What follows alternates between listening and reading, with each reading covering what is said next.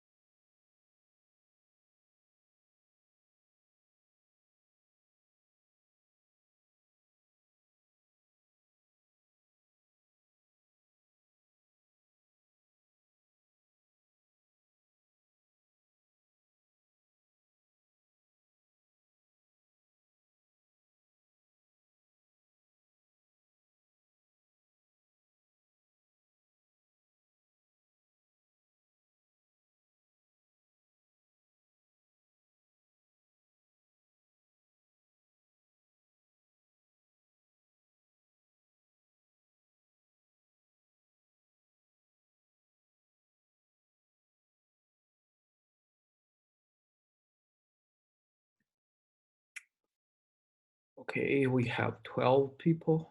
I think everybody almost here. Let's start.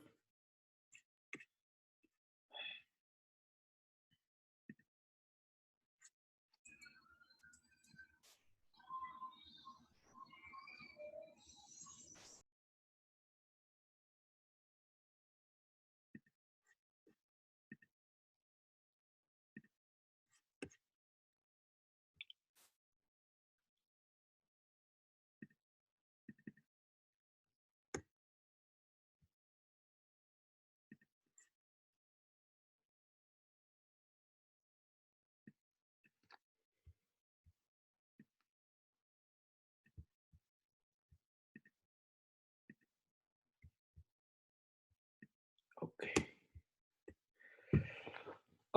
So I didn't mute myself, right? Okay. So what we will do today is review the midterm and recap the chapter 7 and 8. So which one you want prefer the first? The midterm or the chapters 7? Oh, it should be chapter 7 and 8. I vote for midterm. Okay. So here's the parameter of our midterm. I review again, I recorrect again, just because yesterday professor didn't notice a max of then this number is 108. So I made a mistake, but he didn't notice because our full score for this time is 105, not 108. Okay. So almost everyone did a very good job. So when grading, I'm not very strict. So if your answer is reasonable, I'll give you all the points. Okay, so here is the distribution of the score. You can see most clear structure, more clear image of our score, and you can see almost everyone, the most of the students are in the red tail of the distribution. Okay, so for the answer, let me open the doc.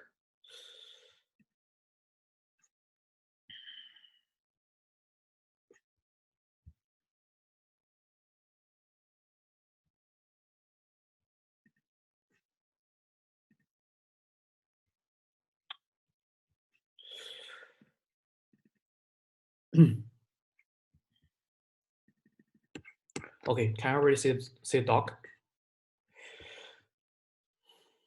Yes, we see it. Okay, so question one is very easy, and if you, where's my cursor? Okay, so if you answer the question by capital market stakeholders, blah, blah, blah, blah, and like this, and explain the, so elaborate of them by the who they are, like shareholders, I will give you 9 points. Yeah, and 8 or 9 points. And if you can elaborate something like this,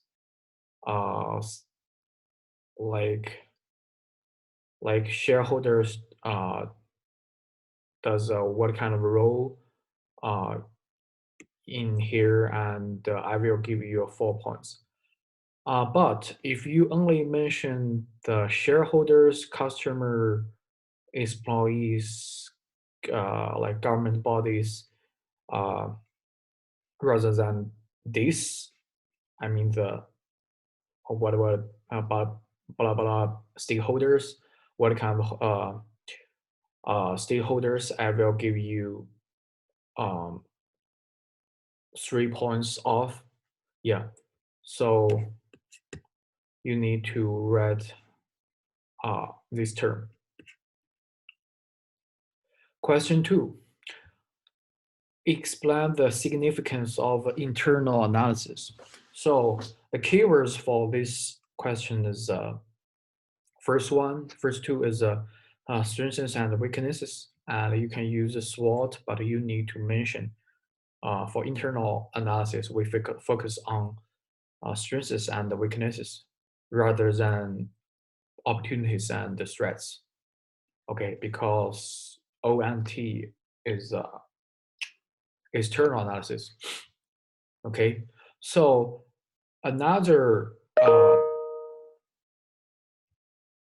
another one is a resource-based model. So you can see the resource and capabilities.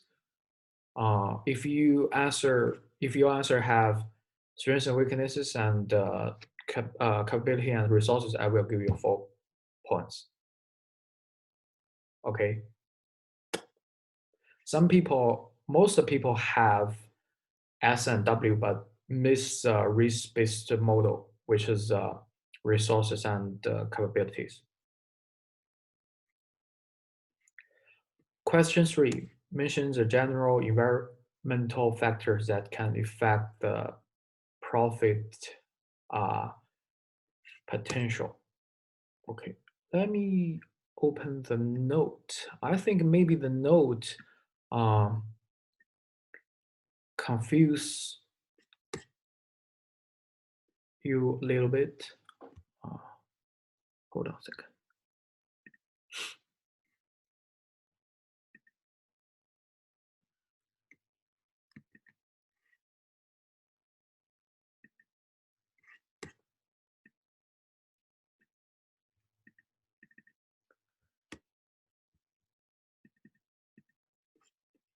Okay, can you see the note on the left side?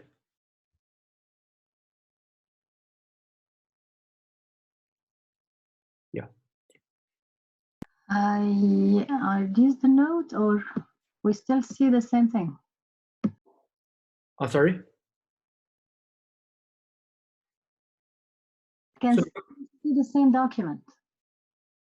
uh, Like, okay, because I'm share the screen of the share them together. Let me see.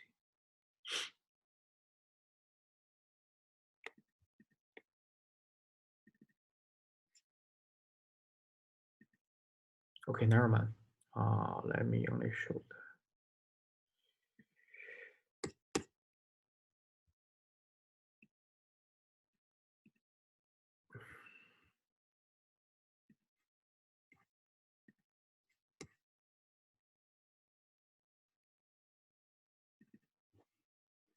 Okay, if you remember, for the general environmental factors, I have mentioned you can memorize the factors by Pastel add another two factors.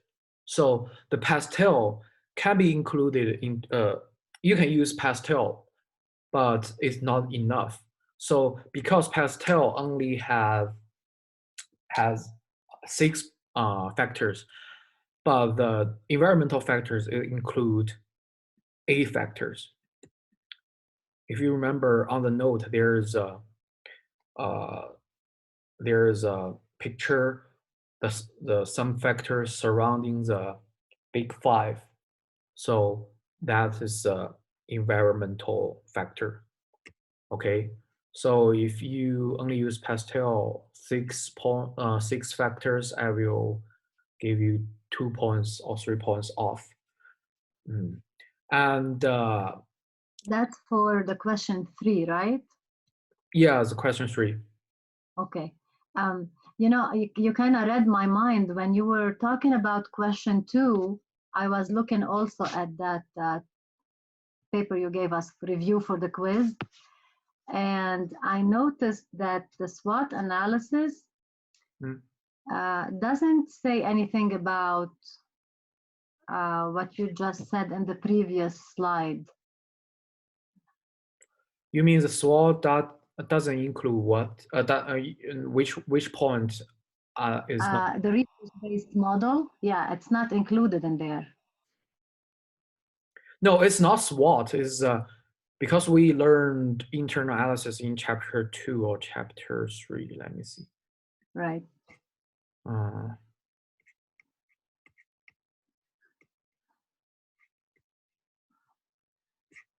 Give me 1 second.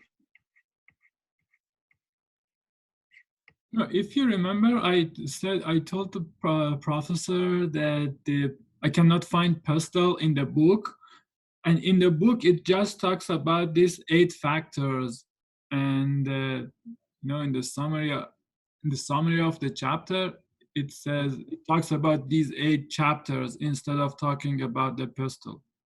Okay, the Pastel doesn't in the textbook. I think it's on the very last chapter we didn't learn so far. So, but Professor mentioned Pastel. But if you answer this question, you can use environmental factors we learned during the class. And yeah, so for Francis, let me open the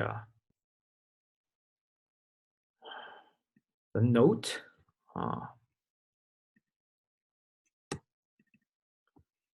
You can see here. Here is chapter 3, strengths, weaknesses, and competitive advantage. Right. Yeah.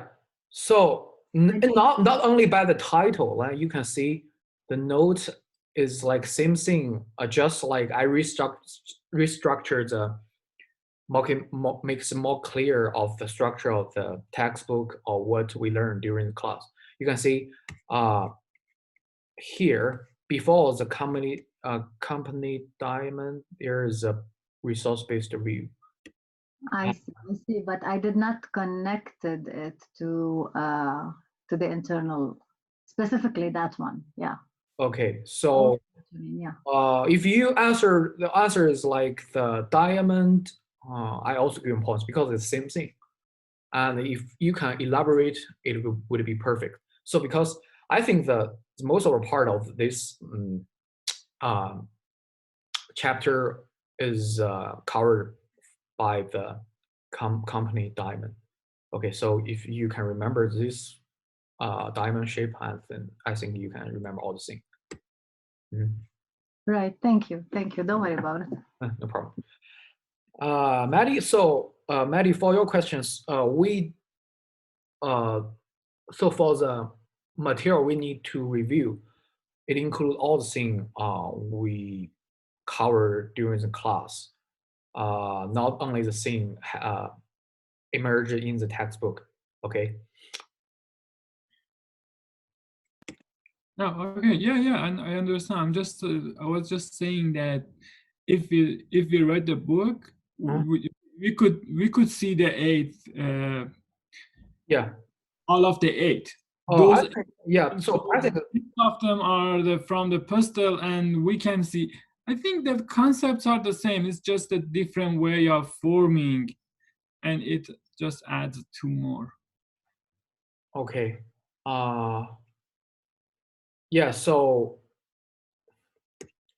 I think pastel is on the last chapter, but we didn't learn that chapter, if I'm correct. But it doesn't matter. I will go over everything before the final. And do you think it's useful of that note or not? You're not, you mean? Yeah. Yeah, yeah. I basically for the midterm, I basically wrote.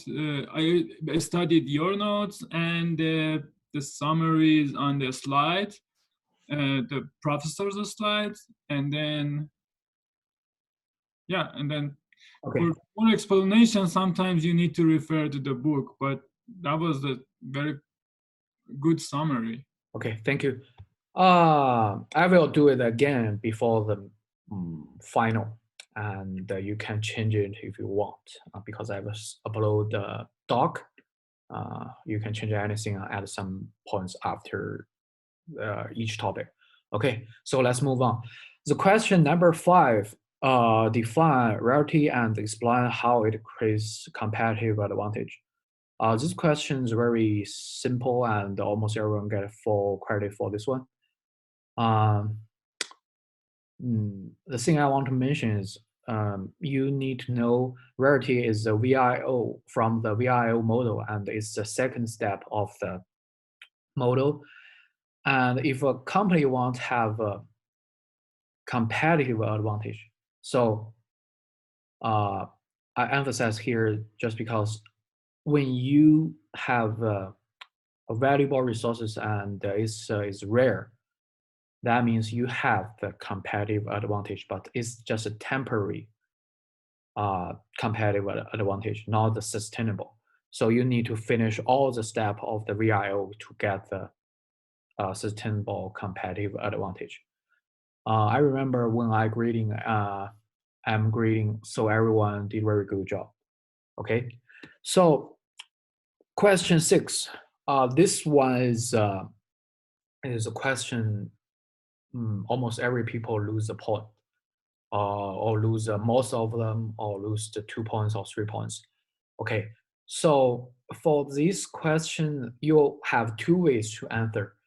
The first way is like what professor provide to me is you can say it deliver greater value and the utility to new or existing customer than before. Also, it enhanced and grows the resource base. Also, exploit their existing customer-facing resources and expand its existing set of resources and capabilities. Uh, Also, it reduced the firm's overall cost. So if your answer is very close to some point um, emerge here, I will give you the points. Also, you can answer by another way. You can use the 8S. If you remember, it can add value from the diversification, including the like so employing Slack, use different model or something like that, and you can answer the question by either way. Also, I want to mention, so some people made a mistake. They answer the question uh, by the knowledge from the differentiation. So something like the brand image, like that. I don't remember the first three. So I cannot give you full credit based on that question, but some of things overlap, so I can give the overlapped points. So maybe you lose 5 points or 6 points or just 4 points by that way. So if you answer by that way, okay. Any question for this one?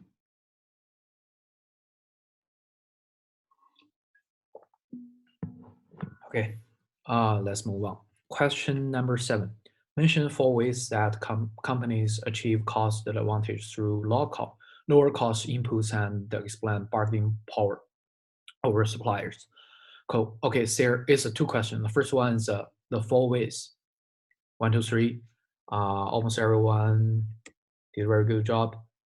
But for the bargaining power, when you explain it, you need to answer it by 2 dimensions. The first dimension is purchasing volume or buy in bulk. The second one is purchasing and negotiating tactics. So some people miss one of them. So I will give you 1 point or 2 points off depending on your explanation for the bargaining power. Okay, so question 8. Define learning curve, experience curve, and scale curve. Compare them with each other.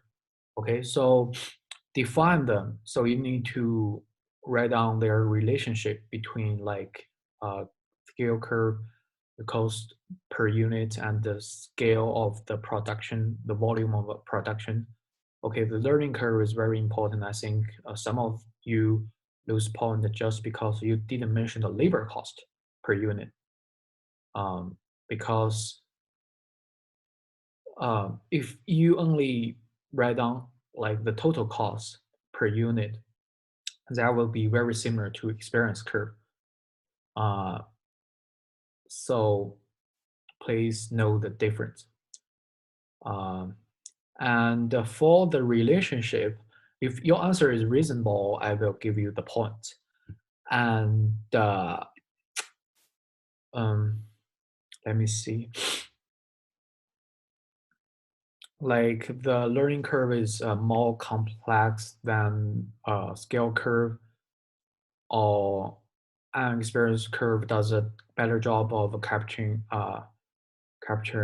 learning effect than a scale curve, something like this. If you answer some points beyond the standard answer, if that is reasonable, I'll give you the points. Okay. Question 9. Explain how product features can be used to create differentiation in the market. Okay, so there's 3 dimensions: better job, more job, unique job. Okay. Some people didn't answer question by these 3 dimensions. If you answer reasonable, I also give you points. Number 10, value chain, quite easy. So almost everyone get 4 points. Extra credit question: what is greenfield entry, when should a company use it? So the key points for the green entry is a company enter into a adjacent market. So it's adjacent market by a firm that opens its own operation. That means it didn't require any acquisition of other company or other activities. So the adjacent market is very important. Some people answer a question, maybe they Google or something. So the answer will be a foreign market rather than adjacent market. I think it might be correct for like bigger picture image of this concept, but what we learn during the class is to step into a adjacent market. Okay, when should a company use it? Basically, it means if you have a very similar customer base, all the similar resources, including your technology or the suppliers, you can step into you can step a new industry or new activities. That's called greenfield entry. But you have to do it almost by yourself, by your own resources. Okay. Any question about the midterm?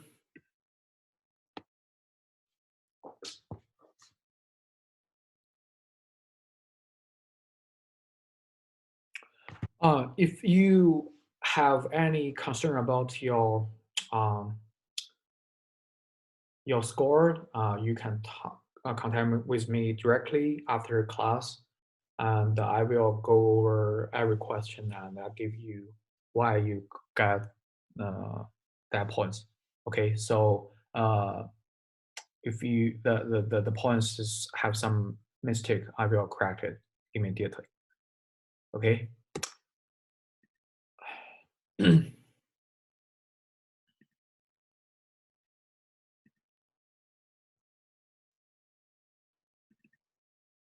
Back to the slides.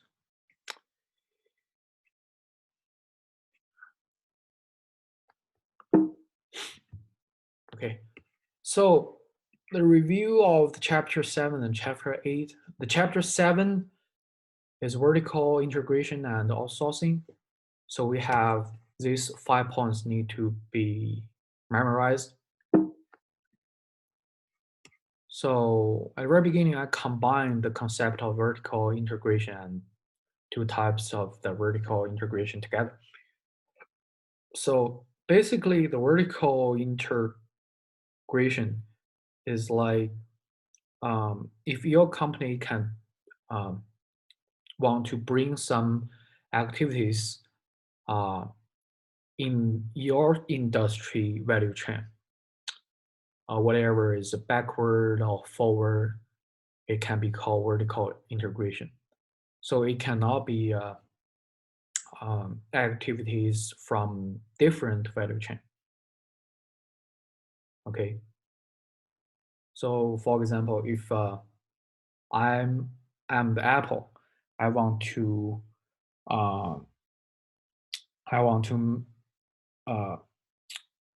acquire some activity to produce like keyboard, something like this. I can call it vertical integration because I do something my previous supplier do. Okay. The types of the vertical integration is backward. It means you bring some upstream of your value chain in-house, and the forward is like bring some downstream thing in-house. So here is might just give you an example. If UCR wants to have higher enrollment rate, they can start opening primary school, middle school, and tell students UCR is the best university in the world. Some propaganda or brainwashing, something like that, and let them believe UCR is their only choice. Okay, so that kind of vertical integration is backward or upstream integration. Okay, so if UCR want to have a higher employment rate for graduates, they can build some company to hire students. So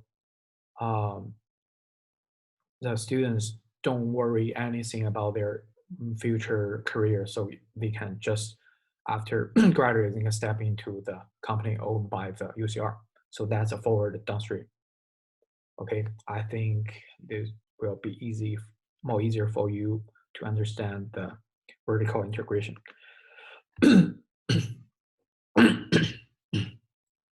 There are three key reasons to vertically integrate the 3C. The first one, the capabilities, and second one, the coordination, and third one is on the next page is the control.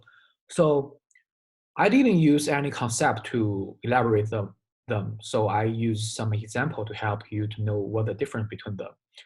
Or when I asked professor yesterday, he told me like when we want to see the vertical integration, or when we when we talk about some business with other guys, we always combine the capabilities and the coordination together, because some of the they have some similar parts, so people always talk these 2 points together. Okay, but they still have some difference. Okay, you can see the capabilities.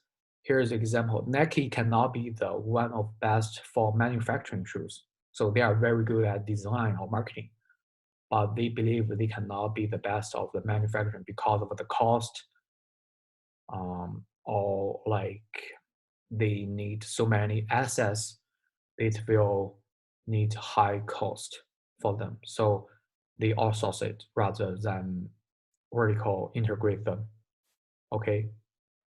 So the capability, that means the process.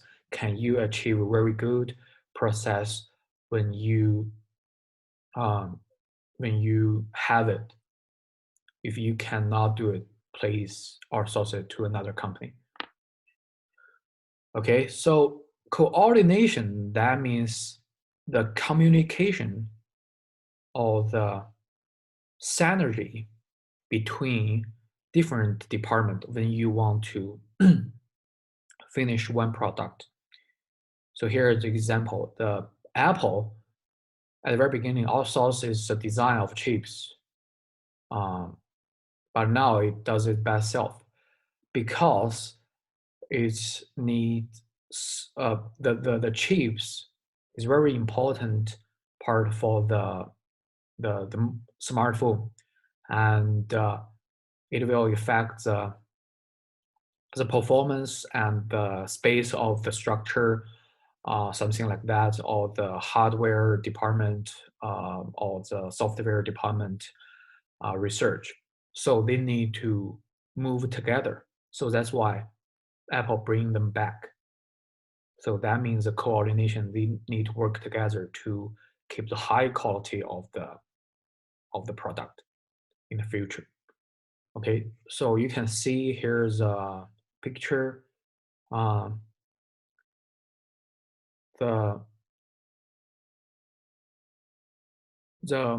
modular interdependence, sequential interdependence, reciprocal interdependence. Each one need different degree of teamwork. That also means a different degree of coordination. So when these activities only need, when you want to finish a product, it needs low teamwork, like the manufacturing of shoes. You can outsource it, but if it need moderate or higher coordination, it need you need to consider the vertical integration into consideration. Take the vertical integration into consideration. So the difference of them is based on the degree of the coordination. Okay. The next one is the control. So during the class, we mentioned the oil refinery company controls the pipelines to keep the stability of the ship cost. So the transaction specific asset here is a pipeline. That means some very unique or specialized or customized equipment to your particular use, because you need the pipelines to ship the oil from the drilling company, right? So here is a game. I really love it. I recently played it, and it's called Soviet Republic. You need to. It's a cities simulation game. You need to build different kind of equipment, or you build like the apartment, or different resources, or different department to earn the earn the money from the Western world or the Eastern world. So it's very interesting game. And also there's resource called pipeline. So every time I build the pipeline, it will take me so many costs. So back to the lecture. So the pipeline is very important to the oil refinery company, because like the company has maybe two ways. The first one is pipeline, next one is use a container to ship. But the even though the pipeline is very cheap, or like 0.5 for one barrel, and but for the truck deliveries, it will be almost $1 per barrel. But the pipeline company have the opportunity to increase the price. So that's why refinery company want to keep the stability of the ship cost. So they buy some, they create their own pipeline system. Okay, the danger of the vertical integration also is called the advantage of the outsourcing, because it's on the opposite dimension, opposite direction. So the first one is loss of the flexibility. Is very easy to understand. So that's why Nike choose outsource the production of the shoes, because they want to switch the suppliers once the cost increase. The second one is loss of focus. Like during class, we mentioned the example of the GM and the Toyota. GM owns product lines of most parts, but Toyota outsources most of them to other suppliers. So GM lost so much cost than Toyota, so they cannot focus on their competitive advantage. They cannot invest more money than Toyota into the R&D. Sorry. Dangers of the outsourcing. The first one is loss of capabilities. Like we read the article of Dell on the chapter 7, but they tell me the story. Dell is very successful during the last century and the first 10 years of this century. But actually, they lose so many profit. You can see the graph here from the 14 to 19. They lose so many money just because they lose these capabilities of innovation, because they outsourcing so many majority of the components. So outsourcing also has some downsides. For Dell, they also so many department into other company. Indeed, they can save so many money and keep assets on very lower level and have them more money to invest the R&D. But the downside, when the downside happen, they will lose the money. Okay, the next one is loss of the control. Like the example happening in our mini case, Nike mini case, New Balance lost control of subcontractors and fell into legal issue happening in China. Okay, chapter 8, strategic. Okay, sorry, any question about chapter 7?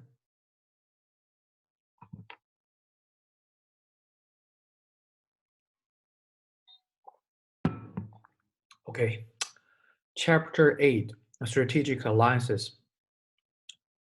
The concept of strategic alliances, types of alliances, ways to create value in alliances, the risk of alliances, the 4 points you need to remember, you need to memorize. So here's, you can see the picture, because I mentioned I have been to Disneyland Tokyo 10 years ago. Yeah, 10 years ago. Time is magic. So it's me 10 years ago. And I remember that's very interesting and very amazing summer. Mm, Kobe Bryant during that year win his last championship with his Celtics, Boston Celtics. And it's very important NBA final, I think, from my most important NBA final from my personal viewpoint. Okay. So the concept of the strategic alliances is a cooperative arrangement in which 2 or more firms combine their resources and capability to create new value, sometimes referred to as a partnership. Okay.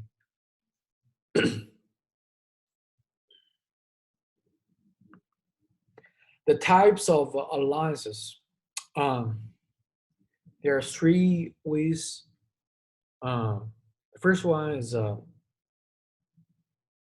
contractual alliances or non-equity alliances. That means you govern the relationship based on the contract. And the second one is equity alliance. That means you invest some money into your partners. For example, here Toyota owns between 5% and 49% of the equity of its 10 largest Japanese suppliers, like the seats, some transmission, or some other things. Joint venture, that means invest together and create a new firm. Okay. So the ways to create value in alliances, there are 4 ways. The first 2 is combine unique resources. Here is example: the Disney and Pixar. Disney is good at film distribution, and also they can, because they have a theme park, they can sell some products involving a different kind of movie or different kind of animation. So it can help Pixar to sell their character product.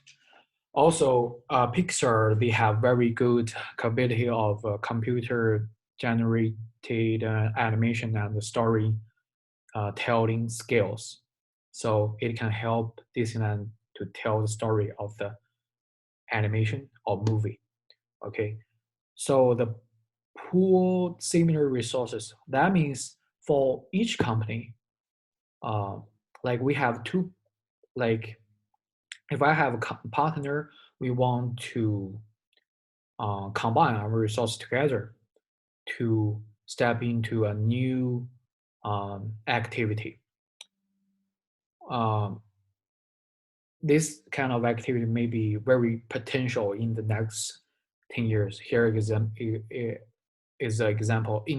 Intel and Micron wanted to get into manufacturing flash memory, but they cannot do it by themselves. So they combine together to pool similar resources. Okay, rather than do some research by themselves, it will more time efficiency and cost efficiency. The other two ways to create value in alliances is first one is create new alliance specific resources. Here's an example of the Toyota Bushuko, one of the Toyota supplier. It produce automobile seats, and they use conveyor belt to send the seeds to Toyota. But at the very beginning, because the Toyota Bushuko got some invest money from the Toyota, so they want to save the cost at the very beginning. So the company or the factory is very close, so they can ship the thing very fast. But they still want to get it faster, so they invest money to build a conveyor belt. You can see the picture. They put the seats on the belt and ship it to the Toyota. Okay, very interesting. And the next one, lower the transaction cost. So here's the thing: the transaction cost. Why we have transaction cost? Just because we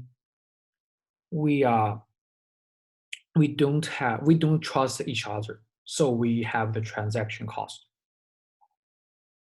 If we can trust each other, I think we don't need any money.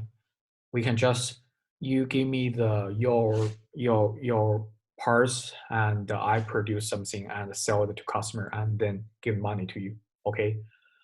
So when we hire so many like purchasing personnel, or lawyers, something like that, we need to sell the product to pursue our customer to believe us, or we need to use lawyers to help us to build a contract to protect our profits from any other other competitors.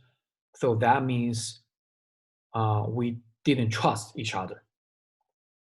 So that's why we need transaction cost. All these kind of things can be seen as a transaction cost.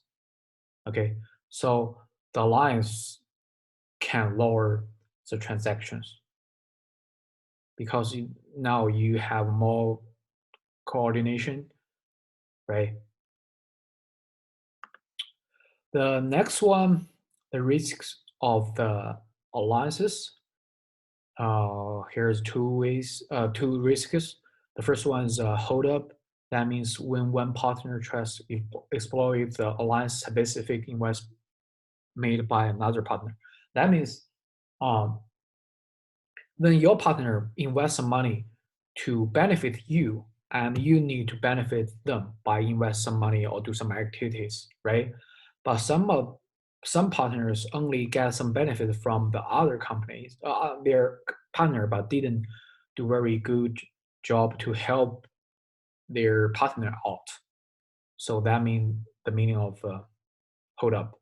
And the misrepresentation, that means when one partner in an alliance creates false expectation about the resources it brings into the relationship or fails to deliver what is originally promised.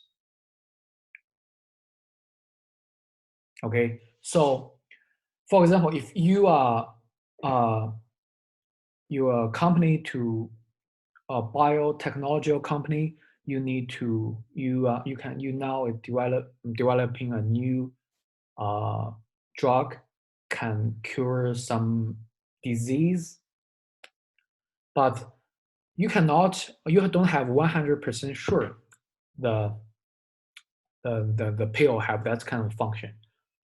So in order to have alliance with our other companies, or for example, pharmaceutical, because you want to sell this kind of a product to in the distribution channel. So you overestimate,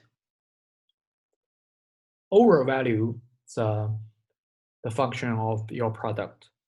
So that means the meaning of the misrepresentation.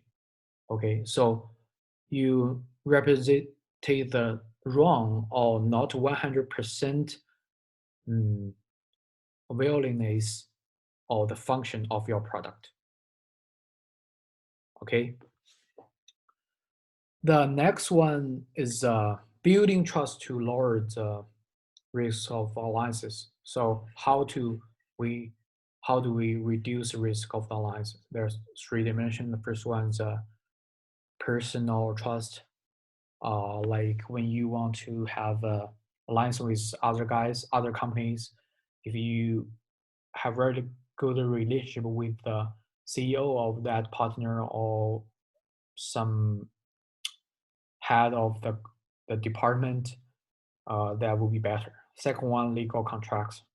And the third one, shared ownership, financial collateral bonds, like what Toyota did, invest money into the into some their supplier.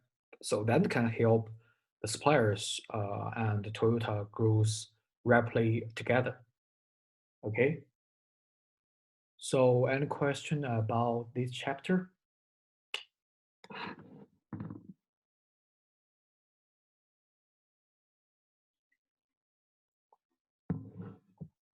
Okay. So lastly, oh, I forgot change the it's Tuesday quiz. It might happen. Include 9 and 10 chapter 9 and 10, and the mini case Samsung due next week Friday, and you need to talk with professor about the project. Okay. So we are all done, and if you have any question, you can ask me, or you can please feel free to leave. Have a good weekend.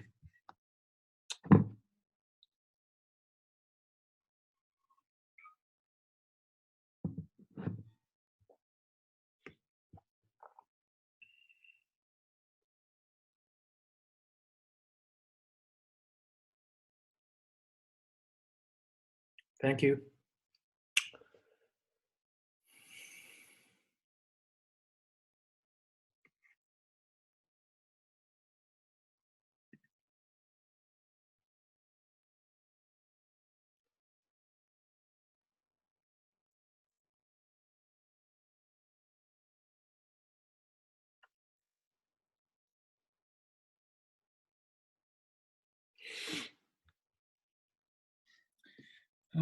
Watson, yeah, yesterday or the day before, I talked to you about the guy TA, about the TA. You said his name is Joseph, right? Yeah, Joseph. Do you know his last name or his email address or something? I can give you his email address. Hold on a second. Thank you.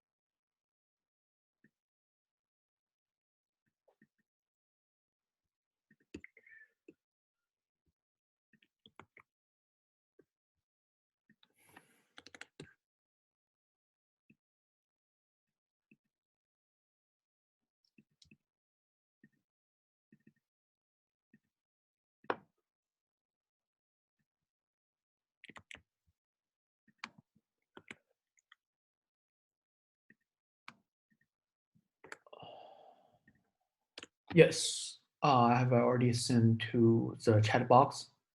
Oh, okay. Anyone want to contact with Joseph about the program, you can ask him. He is more familiar with so many detailed information about each class. Thank, He's the advisor of AGSM. thank you. Thank you so much. Great. Okay, thank you. Have a good day. You too.